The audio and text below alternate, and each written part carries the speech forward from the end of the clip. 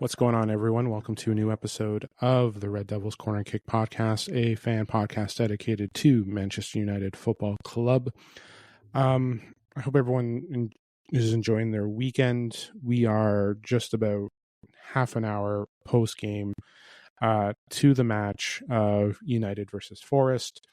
But before we get into the game, like, subscribe, follow, whether you're on Apple Podcasts, Spotify, YouTube, and as well as social media on the Red Devils Corner Kick Pod on for Instagram, Red Devils Corner Kick Pod for TikTok, and RD Corner Kick Pod on Instagram or not Instagram, on Twitter or X, whichever way you refer it to. In TikTok again, Red Devils Corner Kick Pod, not the Red Devils Corner Kick Pod. My apologies. But it is titled the Red Devils Corner Kick Pod for it. But in the end, don't forget again, like, subscribe, follow. Thank you to all those who have just recently subscribed to the channel, followed on social media, whether it's on TikTok, X, or Instagram. And again, thank you to those that recently subscribed to the YouTube channel and those that have been following on Spotify as well. Okay, let's get into the draw of 2-2 versus Nottingham Forest. From the start of the game to the end, you can see that it wasn't the team that we saw in the last 3 weeks. One thing I mentioned in the preview episode is we cannot consider this a trap game. So today, guess what? It was. Well, actually, I should really hold off on that. I should really take that back. Actually, it gave somewhat of a feeling of the game because when you watched it, United weren't really in control. Forest was doing a good job to combat the tactics of our squad. Though we were up 1-0 at half, there were still issues going on in the game. And it showed. Let's not pretend that it was, boom, here we go. It was, we just didn't play very well, and we saw that. And say what you will about the score or about the first goal. Yes, at the end of the day, the ref calls it, and it is what it is. You can't tell whether you are from my angle or any angle. You can't really see until you see the screen itself when you're seeing, hey, this is it could still be in touch, because when you look at it here, the ball's got to be fully over the line. It's hard to say whether the ball is fully over the line, but at the end of the day, the refs made the call, which again led to our first goal, which again we were happy about, and it was a nice header by Casemiro. We go up 1-0. Still the same essence that was going on before the game, even after, or before the goal, even after. There were times where we were struggling. Just everything again that we did. And when we went into this game, we definitely struggled. And we couldn't come back. We let in 2 quick goals. Look, and again, Forrest still kept applying the pressure. They controlled the midfield. They controlled the outside. They controlled the attack. Actually, a good job to our 3 defenders, Yoro, De Ligt, and Shaw. Again, for what they played and against that attack, they did a good job. Yes, the crosses and the defenders on certain points, it was there. So we saw, again, we saw what happened. But in the end, yes, when I do my players rankings like I always do, you'll see. The one thing too is I wish Ruben had done more. Amram. I wish Amram had done more. Had done earlier subs. We did see Dorgu come in for Dalot, who did not play well. Dorgu, I think, played fine. Dalot is the one that did not play well today. There's been discussions on why we think, because again, of experience. But I think it's time to look past that and start bringing Dorgu back in, because we have Tottenham next week. And that is a very important game for next Sunday. So, though we got the point today, which is great, next week we have a game where it's a do or die, and it's a battle with a top 6 squad. And the Tottenham has been playing well.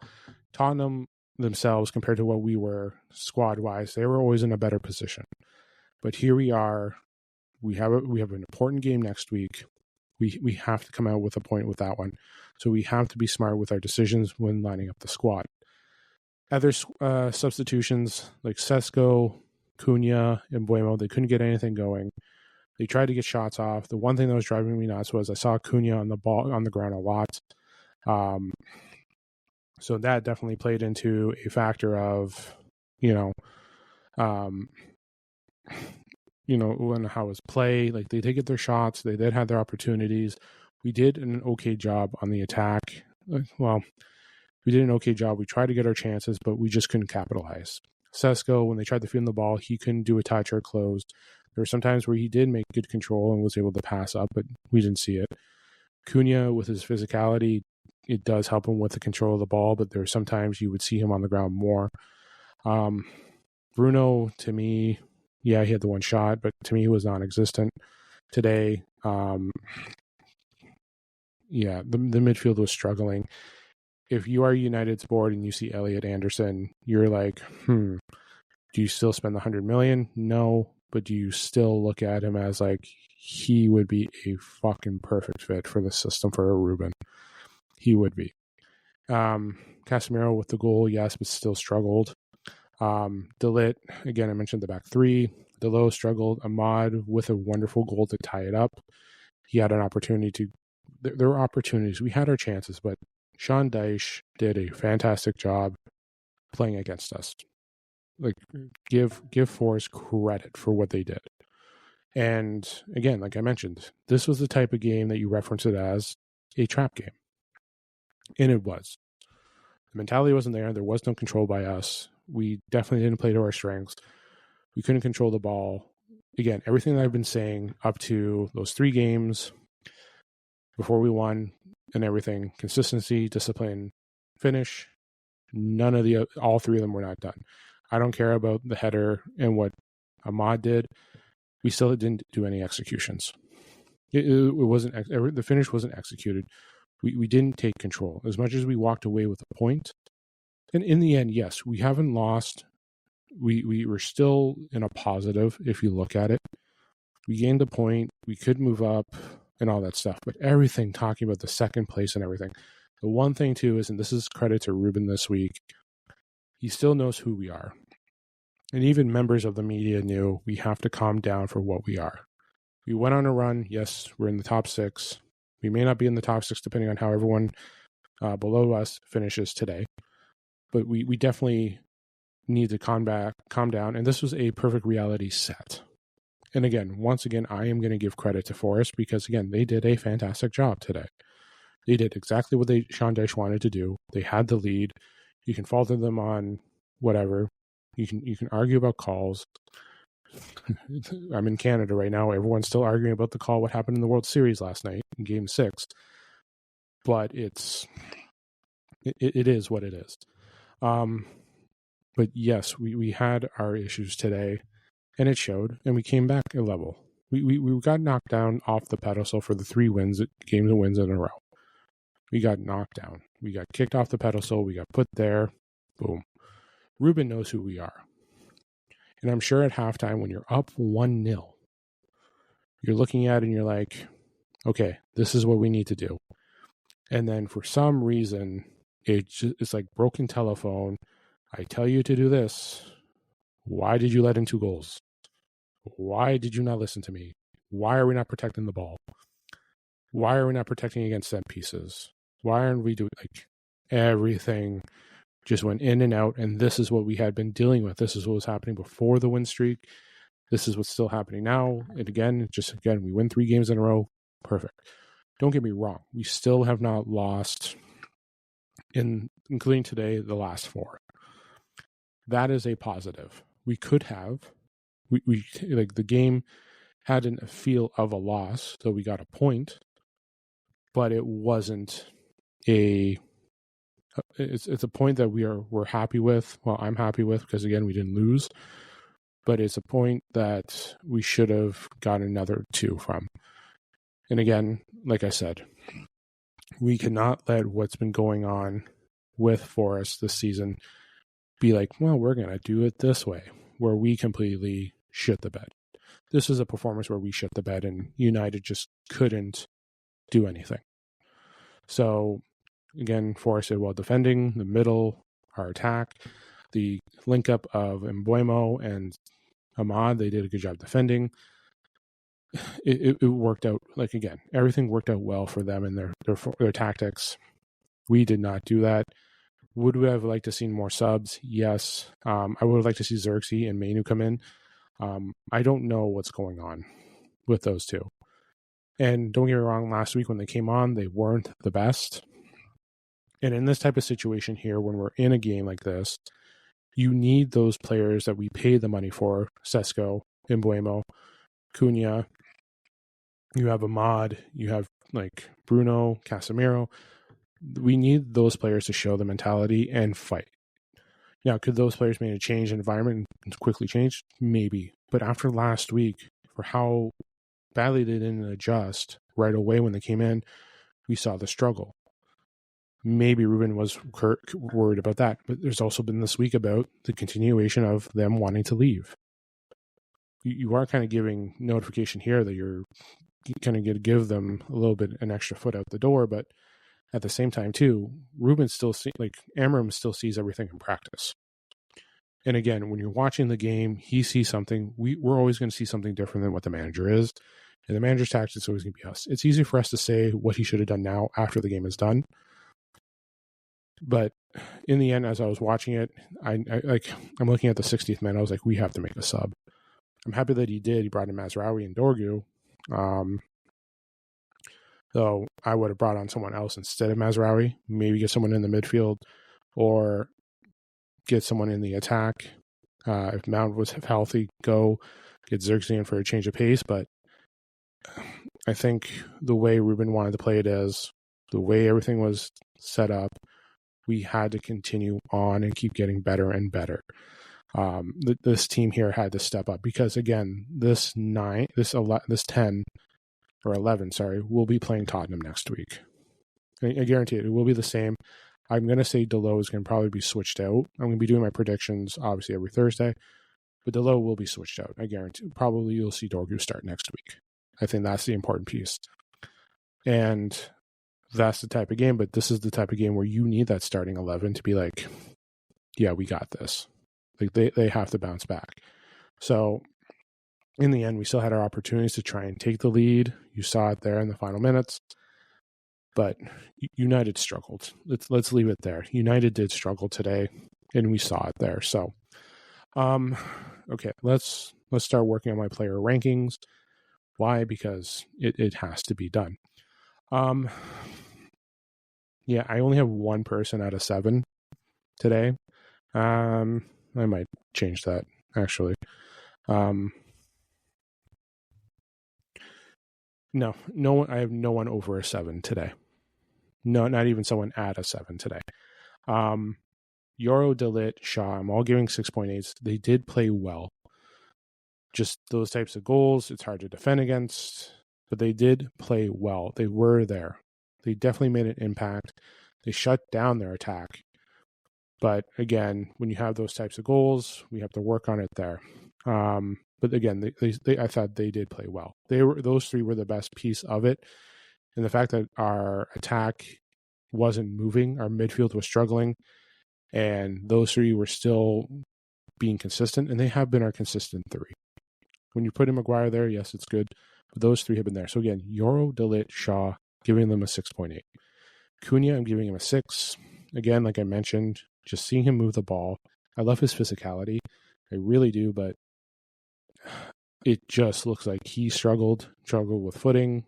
I do see him on the ground a lot. Some of them were fouls. Some of them, I'm not going to say he's flopping, but you can see some struggle there with the game. The low 4.8, he definitely is not playing well. We definitely need to look at a change. Bringing in Dorgu back, Dorgu did play well. I will give him credit for that when he came on for the short amount of time he was there. Bruno, 5.8. Yeah, there was nothing. Cool with the control of the ball. Yes, he had the shot, but realistically, the mid did not look great. And people can complain about that he's not playing his natural position. This is his position now. So he needs to be there and he needs to perform. So we knew our mid was going to struggle, so we'll leave it there. Casemiro, I'm going to give him some extra love for the goal. But there were some times that he did struggle. I did feel like he was more of a presence in that midfield than Bruno, to say the least. Sesko had his opportunities, but just with his touch in some of the plays, it looks like he just couldn't find any ground. So 6 for Sesko. So yeah, 6.5 for Casemiro, 6 for Sesko. In Mbeumo, you saw him move the ball, but like him, Sesko, Cunha just not being able to do much. But yeah, 6.3, just because I feel like he had more of an impact, especially with tracking back. Like Cunha was still tracking back and all that stuff, but you definitely did see some struggles there. But Sesko did try to get opportunities when he did get them. But back to Mbeumo. Mbeumo 6.3. Ahmad, with a worldie of a goal, I'm going to give him a 6.8. It's that he's such in a tough position to try and combat that header. You have to remember when he's standing beside a lot of players, especially midfielders, wingers, he's gonna be like shorter than them. But but there's going to be times where he's going to struggle. But you saw him get those opportunities to move the ball there. Like he did play well, but to get us back with the draw, to try to take us back to a win, you saw that there. Again, him and Mbeumo together, I do like the pairing on the right. They are good. Lemens, 6.5, did made some saves. The 2 goals, hard to defend. It's he's trying to get in the right positions. But to me, 6.5 for him. I think I've had him over in the 7s before, but this is 6.5 for him. Dorgu, 6.3. Again, short minutes, but when he came on, you saw the impact, especially on the attack, the moves, especially him fighting for the ball. You see a couple times able to take back the ball. And then Mazraoui, 5.8. 5.8 for Mazraoui, to say the least. He was there. He played okay. Like again, not like I'm pretty sure this was his first minutes back in a couple of weeks. But still 5.8, not much of an impact. But it's. And to say Dorgu is not a 6.3, like compared to what Delo was doing, Dorgu was way better. You saw the change there. I think Dorgu should be starting next week. Woulda, coulda, shoulda. Like say what I want, but it's this game was a reality setting tie. It was just back to reality tie. That's what it was. It was We showed up, but again, like I mentioned, we couldn't go into this game thinking, oh, we have this draw or whatever. We're going in thinking it's an easy win for them. Struggling, they walked in and they did not play well. Right off the bat, even the first 5 minutes, you can see there's going to be a struggle. You can hope that it gets better and better and better, but there was a struggle in this match, and it was there. So, but yeah, overall, I'm happy we got the point.